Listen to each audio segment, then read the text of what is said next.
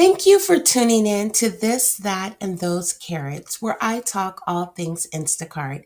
My name is T, and I have been a full service Instacart shopper for over 8 years, and I have done over 8,700 batches. So if you want to know all things Instacart, this is where you should be. Now, today we will be discussing tips, and why they're so important to anyone working on the Instacart platform. Now, let me first say tips are always optional, they're not required. And we do receive 100% of the tips that customers do give us. Now, let's get into it. Number one, always remember that any customer who does not tip anything, meaning a no tip customer, is a problem customer. That is correct. They are a problem customer. Never, ever assume that because you're doing the order or because the order is large or heavy items, that the customer is going to tip cash. If you accept an order that has no tips, assume that there is not going to be any tip given. It is just as simple as that. Also, assume that what is going to typically happen is the customer is going to be rude if you don't add something that they want you to add, if you don't run back and forth across the store when they change their minds, and doing things like that, which are going to increase the time it takes you to complete the order, which ultimately is going to increase your metrics. With no tip, that's a problem customer. I would never do an order with no tip. Number two, any customer tipping $1 is simply insulting. They are an insulting person and they don't deserve, as far as I'm concerned, for their order to be placed. I don't care if some people say, well, maybe they couldn't afford more and so forth. They can't afford more. If they couldn't afford more, then they should have adjusted their order and got something less, ordered at a different time. It's just insulting to expect someone to drive to a store, walk into the store, shop your order, bag your order, take it to the car, put it in your car, drive it to your house, and place it at your doorstep for a $1 tip. That is insulting. Number three, customers who do $2 tips think that they're clever. They think that us as shoppers are not smart. They think that we're not going to realize that they did one notch above the bare minimum tip. Bare minimum tip being $1. They feel like, oh, I did two. They're not going to realize that I did just right above that. And also, they are going to be the ones that are notorious to start adding items as soon as you arrive at the store and start shopping. The order may start off as a 10 item order. It may end as a 22 item order. And with this standard $2 tip, it's not going to increase. So all the additional work you do, you're not going to get any pay for it. Instacart does not pay anything additional if customers add items to the order. So remember that. Number four, what is the lowest tip that I would ever accept and why? The lowest tip I would ever accept is a $3 tip. And this is why. And I'm sure many people may be thinking, I would never accept a $3 tip. But let me give you this scenario. If you are sitting at the store waiting on an order, and an order comes through, say it is a five item order, a 5 item batch, and it has some chips, some candy, a soda, and some milk, and some potato chips. Just any 5 items that aren't heavy items. And the customer's tipping $3. Say that there's a Instacart bonus of $2 and the order is $10. And then say that it's going 5 miles from the store. Well, you're already at the store. It's going to take you maybe 10 minutes to do the order and maybe 15 minutes to drive to the store. Drive to the customer's house. That order altogether may take you about 35 minutes. Is that worth it? Well, you think it's almost going to be $20 an hour if you average it out, $19 an hour. That or sit there and wait on an order that is better that may not come. I would take the order and hopefully on the way back to the store, I would get another order. And if not, I just made that $10 as I'm waiting for other orders to come in. And number 5, what is a fair tip? That can be hard to figure out for beginners and even senior shoppers. But I would say the minimum tip would be $3, and that would be for anything 5 items or under. And even a 10 item batch may be okay for a $3 tip. It may be something, everything is in the freezer aisle. That's an easy order to get. You're in one area, you grab everything, you go, if it's not more than 5 or so miles to the customer's house. However, a fair rule of thumb is to say, if it is a 15 item order, I'd say a minimum of a $5 tip. If it's 20 items, I'd go as far as say something like an $8 tip.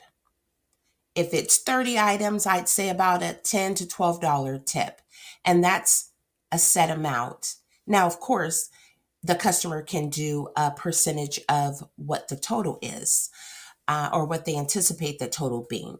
But that's a fair rule of thumb as far as tips. Number 6, what makes a batch worth taking? A batch worth taking is a batch that you are going to have a decent profit from. Please, please, please remember, there is no one and no way that anyone can make any money on the Instacart platform if it were not for tips. Instacart only pays a certain amount of money per batch. It goes up based on the mileage, and it goes up based on any bonuses or promotions.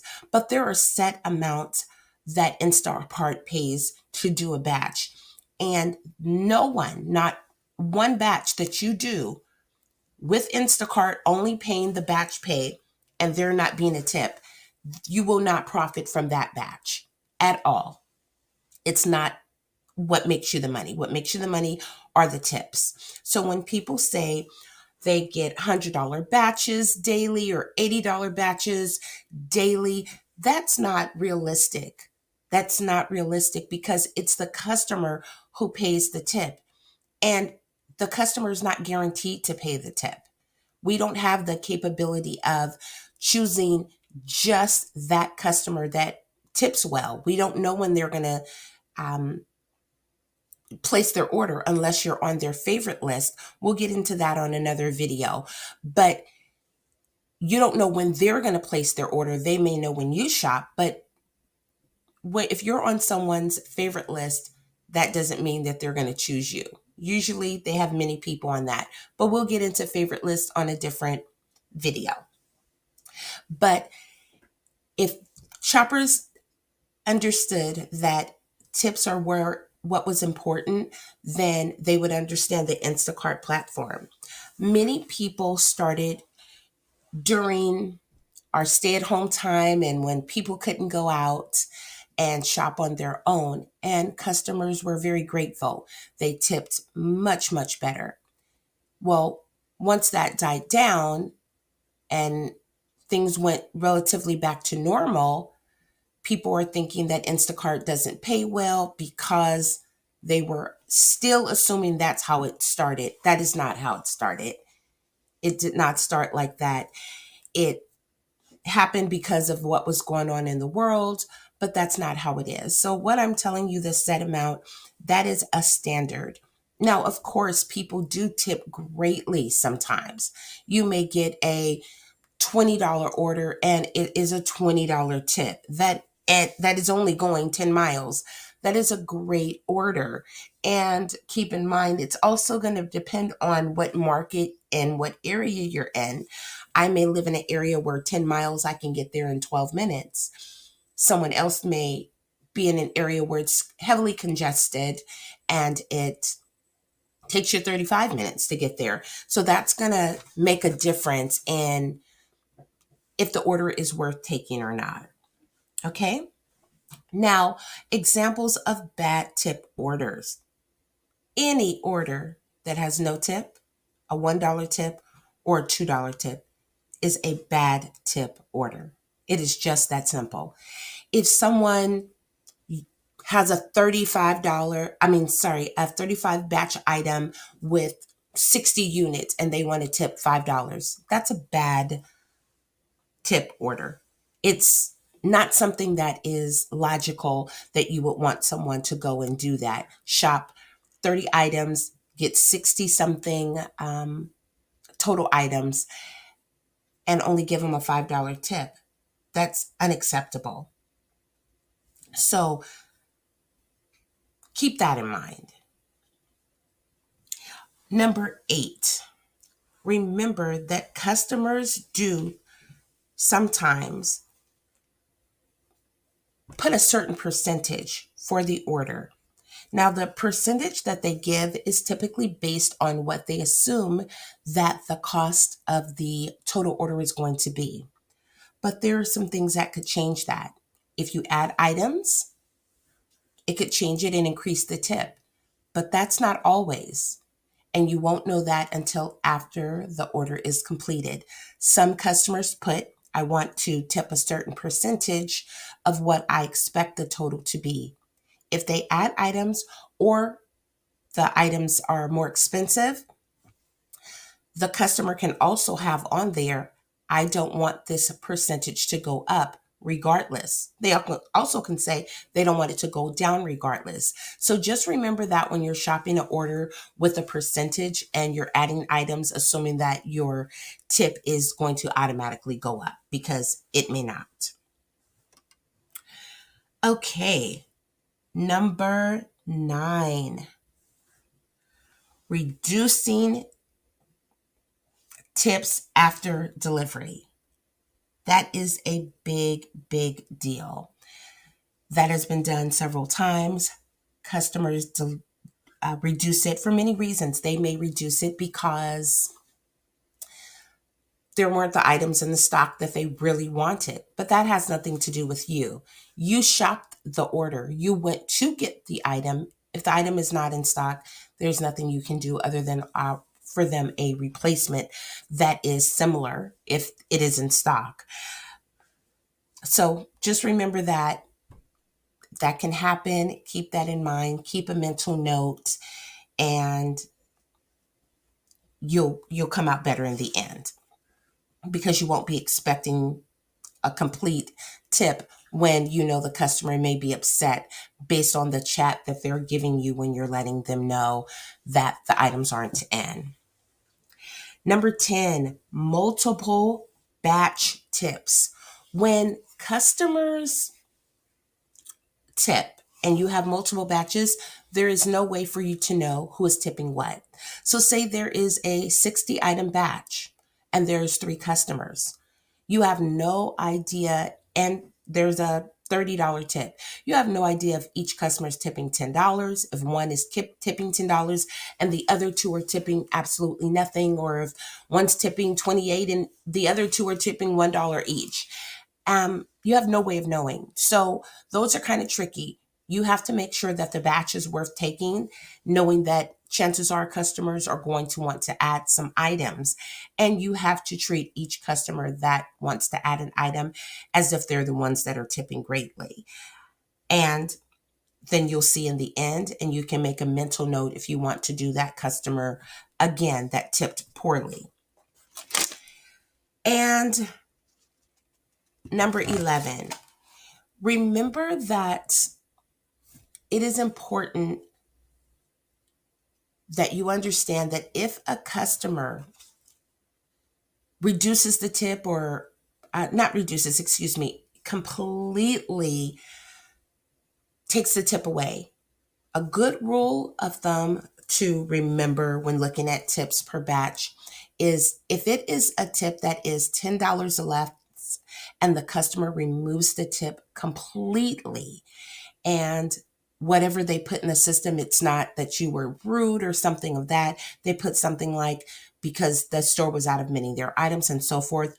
Many times Instacart will go in and match that tip, $10 or less. So you will get the money for that tip, even if the customer removes it. They will send you a message, an email, or some kind of notification and let you know that they did that. That's just a rule of thumb to remember. But if it's over $11, they won't do it. And it's not always guaranteed. So those are my tips for tips today with shopping on the Instacart platform. Again, this is T. Thank you for tuning in to This, That, Those Carrots. Please like, comment, and subscribe. And until next time, happy shopping.